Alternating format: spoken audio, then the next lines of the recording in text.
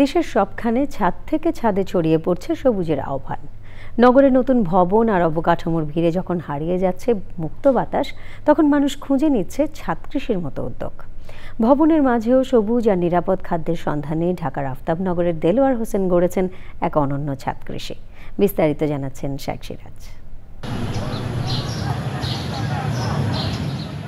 ঢাকার নতুন আবাসিক এলাকা আফতাবনগরের এই 8 তলা ভবনে গড়া ছাদ কৃষিটি শুধু শখে নয়, কৃষির সঙ্গে যুক্ত থাকার এক অদম্য ইচ্ছের প্রকাশ এটি। এই উদ্যোক্তা দেলোয়ার হোসেন নিজের বসতি ঠিকানাও বদলেছেন এই কৃষির ছোঁয়া পেতে। এখন আনন্দের পাশাপাশি পাচ্ছেন নিরাপদ খাদ্য। ছোটবেলা থেকে আমি গাছ প্রিয়। আমরা এর আগে মালিবাগে ছিলাম, ওখানে আসলে এই ধরনের একটা পরিবেশ ছিল না। মনে খুব ইচ্ছে ছিল যে আল্লাহ যদি কখনো ওই ধরনের একটা পরিবেশ তৈরি করে তাহলে আমি ফল গাছ, ফুল গাছ এগুলি করব। 2600 বর্গফুট আয়তনে 2 স্তরে পরিকল্পিত কাঠামোর ভেতরে ছড়িয়ে আছে নানা জাতের সবজি আর ফলের গাছ। পরিবারে ফল দিতে পারতেছি, তারপর সবজি শীতের দিনে যেরকম লাউ, এখন যেরকম চাল কুমড়া, শশা, এগুলি আমি এখনো ন্যাচারাল পাচ্ছি। এই এলাকায় এখন অনেকেই ছাদ কৃষি শুরু করেছেন, তবে ধারাবাহিকতা ধরে রাখতে প্রয়োজন সঠিক দিক নির্দেশনা আর সরকারি পৃষ্ঠপোষকতা।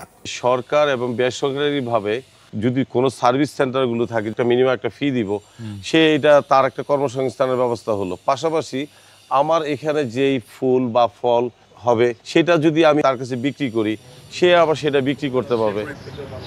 গাছগাছালি আর ফল ফসলের প্রেমী তাকে তাড়িত করেছে নতুন বাড়ি নির্মাণের পর ছাদে এমন একটি আঙিনা কৃষি বা ছাদ কৃষি তৈরি করার জন্য। এর পাশাপাশি পরবর্তী প্রজন্মকেও উদ্বুদ্ধ করেছে এই আয়োজনটি।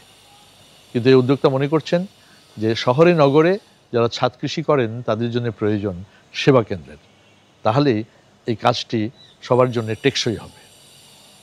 ঢাকার আফতাবনগর থেকে শেখ সিরাজ, চ্যানেল আই।